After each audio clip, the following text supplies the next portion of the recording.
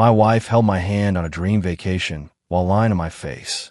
But I smiled, because I was already planning her downfall. She didn't know the real game had just begun. Let's begin. The sun dipped low over the sapphire blue waters of Maui, casting amber light across the private balcony of the villa. The wine in Kelly's glass shimmered like blood, and her laughter, once musical, now sounded mechanical.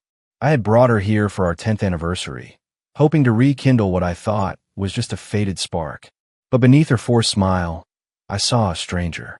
My name is Noah Whitaker, 39 years old, a financial advisor, loyal to the bone, married to Kelly for over a decade, and I thought we were solid. Until this trip.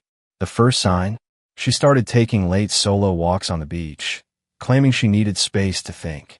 Then came the spa days that ran well into the night. But it wasn't until I saw her whispering to a stranger outside our hotel bar, laughing in that same way she used to laugh with me, that the dam broke inside me. I didn't cause a scene. I didn't scream. I waited. One night, she left her laptop open while getting ready for a massage. I was sipping bourbon on the balcony, trying to decide if I was being paranoid.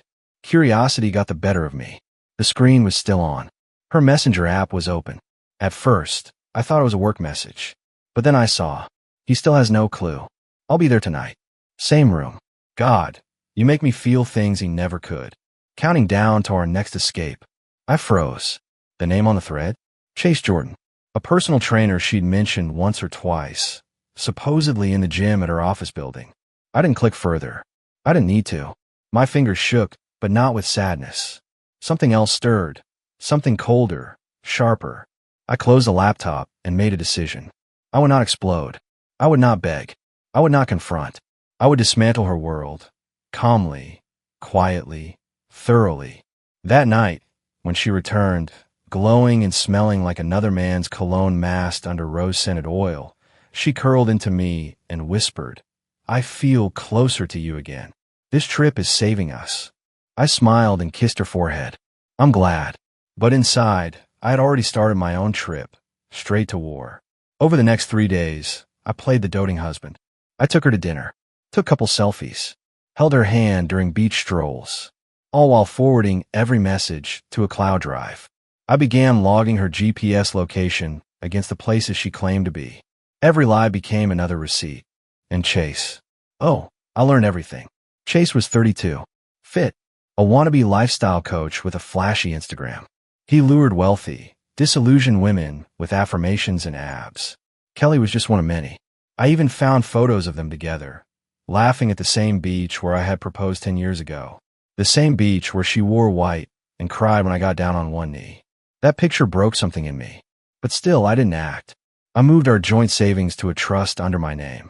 I logged out her access from financial apps and began signing up for private mailboxes and digital banking. I had backup storage, 2 burner phones, and a plan. I scheduled a meeting with a lawyer the same day we returned to San Diego. Everything was silent, subtle, surgical. On our final night, she came back late again, hair tousled, heels in hand. Sorry, babe, she giggled. They offered me an extra facial at the spa. I poured her wine. You deserve it, I said. Later that night, as she nestled into my chest, whispering that she'd never felt so healed, I whispered back, Me too, Kelly. I feel like I'm finally awake. She didn't know she had just said good night to the man who would erase her entire illusion by dawn. We landed back in San Diego on a warm Wednesday. As the plane taxied to the gate, Kelly leaned over, kissed my cheek, and whispered, Thank you for everything, Noah. That trip meant more to me than you know. I nodded. Of course. I'm glad we did it. She smiled and went back to texting. Probably him. I had already signed a temporary lease across town under an LLC I registered weeks ago. By the time we unlocked our front door, everything was in motion. My attorney was prepping court papers. My financial advisor had helped restructure assets in a way she couldn't trace. All that remained was the final play. But I didn't rush it. The first 48 hours were critical. I needed her to believe nothing had changed. So I unpacked. I cooked her dinner. We even watched a movie, and I pretended to laugh. She smiled in a way that said, I still have him wrapped around my finger. She had no idea I was collecting her lies like trophies. The next day, while she was at her team-building retreat, I logged into our shared bank accounts and froze her cards. I had her name removed from every financial tie. My lawyer filed a no-contest divorce, backed with enough documentation to blow a judge's mind. I left a copy of her hotel receipts, chat logs, and photos in a sealed folder, marked private, at her job's HR office. She worked at a mid-tier marketing firm that boasted about family values in their slogan. They want to know how one of their own spent client visits.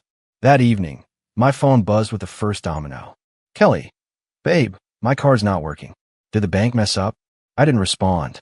From a security feed on my home network, now fully routed to my laptop, I watched her storm through the front door. She threw her bag, shouted something to herself, and paced like a caged animal. Her calls kept coming. I picked up on the third. No, what's happening? I can't access anything. Why are all my cards declined? I took a deep breath. I know, Kelly. A beat of silence. W, what are you talking about? Chase. The affair. The spa nights. The photos. The messages. I know. More silence. It's not what you think. Please, just let me explain. I cut her off, my voice calm, ice cold. I'll let you enjoy that vacation. I'll let you walk barefoot on the beach I once thought sacred. I'll let you fake your laughs. But that's over now. Everything you built on lies. I've torn it down piece by piece. She started crying. Can we just talk? Please. We will, I said. In court. Click. I moved into my new place that night. Sleek, quiet, minimal. No photos. No traces of her old life. I poured myself a glass of scotch and looked out over the city. Her world was crumbling, and I hadn't even started the personal part. The next morning, Kelly called again. I let it go to voicemail, but her voice, shaking and desperate, lingered. I made a mistake. One mistake shouldn't erase everything we've built. I nearly laughed. One mistake. Try a year of coordinated deception, lies that layered themselves into my pillow every night. I texted her 2 words, talk to Chase. Then I sent every piece of evidence to Chase's wife, Rebecca. She was a school counselor, calm, professional, and utterly unaware. I found her contact from a shared tag in one of Chase's Facebook posts. I made sure she had it all. Screenshots, dates, hotel confirmations, time-stamped beach photos. Even the one where Kelly wore the same dress she claimed I had bought her for us. 2 hours later, Chase deleted his Instagram. Kelly called 5 more times that night. I didn't answer. Instead, I sent a message to her boss with receipts of the affair happening during company-sponsored retreats. Her job was next. I wasn't out for blood. I was out for justice. And justice was patient, precise, personal. Kelly's job suspension came faster than I expected. That Monday morning, she walked in her office dressed in her usual cream blouse and pencil skirt, ready to flash her polished smile and charm her team. But by 2 p.m., she was in the HR conference room. A sealed envelope lay on the table. Inside, photos, timelines, copies of her email and message logs, all annotated. The firm's ethics policy was strict. No fraternization during business trips. No misuse of expense accounts. No deception during company hours. Kelly had violated them all. She was placed on unpaid leave pending investigative review. Her security pass was revoked. The whispers started before she even left the parking lot. At home, she tried to call me again. I ignored it. I had more pressing matters. The next step was personal. I drove to the house where we used to spend holidays. Her parents' place. She was their golden child. Always praised. Always defended. I wanted them to know who they raised. I sat across from her father, Marshall, and her mother, Diane. They offered me sweet tea. I declined. I'm divorcing Kelly, I said calmly. They looked shocked, confused. I think she's just stressed, Diane said gently. She's been working so hard. I slid a folder across the table. Please open it. Inside, printed messages, photos of her with Chase, screenshots of her laughing about me behind my back. Marshall's jaw tightened. Diane's hands trembled. I trusted her, I said, voice even. I loved her completely, but she hollowed our marriage out from the inside. Diane burst into tears. Marshall looked like he'd been punched in the gut. They didn't argue, didn't defend, didn't say a word. I stood. I wish you both peace, but I won't be part of this family anymore. And I left. The next blow was digital. One final, quiet post on social media. Not loud, not vindictive, just the truth. 12 years. Built on loyalty, trust, and love. She gave her heart to someone else while telling me it still belonged to me. I'm done. No names. No rage. Just truth. I'm walking away. It didn't take long for people to figure it out. Kelly was unfriended. Messages disappeared. Mutual friends turned neutral. Some even reached out to me privately, apologizing for not seeing it sooner. Others said they'd always suspected something, but didn't know how to tell me. Chase. He went silent, vanished from every app. And Kelly, she kept calling. One night, around 10 p.m., my phone lit up again. I almost blocked her, but I picked up. Her voice was hollow. Noah, please, don't shut me out. I already have, I replied. I lost everything. My job, my family. Chase ghosted me. My name is dirt. You earned every second of this, I said. I didn't destroy you, Kelly. You did that all by yourself. There was a pause. Then, you don't understand. I was lonely. I didn't feel loved. You felt bored. I said, there's a difference. And instead of talking to me, you gambled with everything. She began crying again. I miss you. I miss who I thought you were. Then I hung up. My lawyer finalized the documents that week. Thanks to the prenup she once teased me for, including a fidelity clause, she walked away with nothing. No alimony. No savings. No house. She had signed it all away years ago, back when she promised me forever. Now, she had no idea where forever had gone. 2 months passed. The silence was almost eerie. No texts. No missed calls. No sightings. Until one Friday afternoon outside my gym. I walked into the parking lot and froze. She was there. Kelly stood by my car, wearing a faded hoodie and torn jeans, her once perfect blonde curls tied messily in a bun. No makeup. No pretense. Just desperation. In her hands, a worn-out folder, its corners bent like her pride. Noah, she said softly, I'm not here to argue. Please. I said nothing, just unlocked my car and stood still. I lost my job. My dad won't take my calls. My mom cried when I tried to visit. I've been staying with a friend, but she's moving and I don't have anywhere else to go. She paused, then held the folder out. I brought this. It's everything. Legal papers. My statement. And a letter. Just read the letter, okay? I glanced at it. Inside were court papers agreeing to the divorce. A signed confession. And a long, handwritten letter, tear-streaked and chaotic. But one sentence stood out. I was pregnant, Noah. The baby wasn't Chase's. It was yours. My world didn't spin. It stilled. I met her eyes. You were pregnant. She nodded, eyes glassy. I miscarried. Around the time you filed for divorce. I didn't want to tell you then. I knew you wouldn't believe me. She wasn't wrong. I took a slow breath. You think that changes anything? No, she whispered. But I needed you to know. I was stupid. I was selfish. But I never stopped loving you. I tilted my head slightly. No, Kelly. You stopped loving me the day you made a stranger your escape plan. Love isn't saying I do at the altar. It's saying I still do after a decade. And you didn't. Tears spilled from her eyes. She pressed her back against my car, folding like a paper doll. I'm sorry. I ruined everything. I opened my door. You didn't ruin it, Kelly. You set me free. I drove away as she crumpled behind me. Later that week, the final paperwork hit. Every asset split by law, just as the prenup dictated. She got nothing. Not because I was cruel, but because she made her choices. I heard through mutuals she tried staying with a cousin in Nevada. She got a part-time job at boutique. No car. Just ride shares and long walks in the cold. Meanwhile, I rebuilt. My new apartment, clean and modern. Minimalist. No traces of our past life. My new gym, smaller, more local. A tighter circle. My new friends, handpicked real.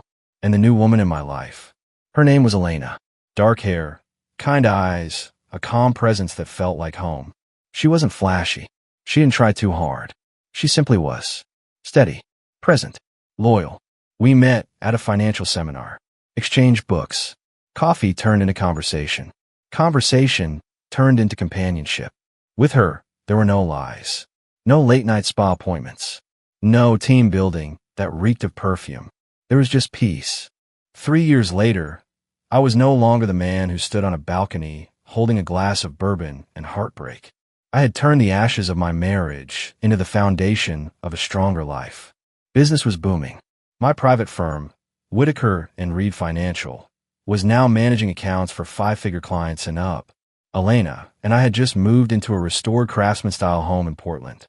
Sunday mornings were slow coffee, jazz records, and crossword puzzles. Not secrets, not suspicion. It was peace I didn't even know I'd been craving back then. One rainy afternoon, we ducked into a small bookstore downtown. Elena wandered to the fiction section while I scanned business journals. I reached for a copy of Fast Company and froze. Behind the counter, restocking a display table, was a woman with tired eyes and a crooked name tag that read, Kay Whitaker. She didn't see me, but I saw her. Kelly. Her once glossy hair was dull, tied back in a limp ponytail. Her shoulders curved forward, as if the weight of everything she'd lost still clung to her bones. Her blouse was wrinkled, her movements robotic. She looked smaller, faded. I didn't approach her. I didn't need to. I left the store quietly, fingers brushing Elena's as we stepped back into the drizzle. A week later, a letter arrived at my office. No return address, but the handwriting was unmistakable. Noah, I saw you at the bookstore. You looked happy, whole. I didn't expect to see you, especially like that. I almost said something, but I knew I didn't have the right to interrupt your peace. I thought time would heal. I thought maybe the weight would lessen, but it hasn't. The way you looked at me when you found out, that look still haunts me. Sometimes I wish I could forget it, but I can't. And maybe that's the punishment I deserve. If nothing else, thank you for not destroying me more than I already destroyed myself. I read the letter once, then tucked it into the back of my filing cabinet behind old tax folders and business plans. Not out of spite, not out of longing, but out of finality, because I didn't need revenge anymore. I had outgrown it. She lived in a loop of regret. I lived in the freedom of truth.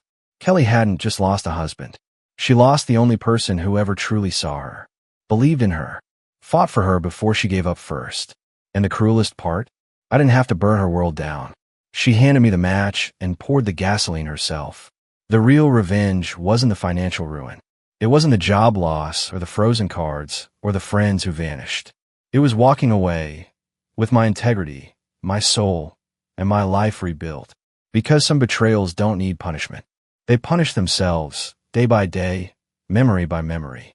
And some endings don't need explosions. They just need silence and someone willing to never look back.